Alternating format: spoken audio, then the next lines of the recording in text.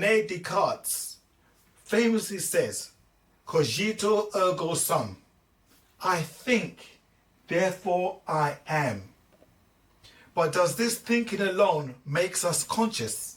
Philosopher David Chalmers posed a further challenge, dubbing this question the hard problem of consciousness.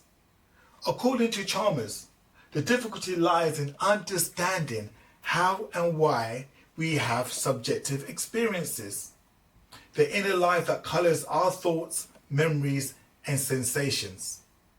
Can machines experience this? Most researchers agree that while AI can perform tasks and even mimic aspects of human interaction, there is no evidence that it possesses subjective awareness.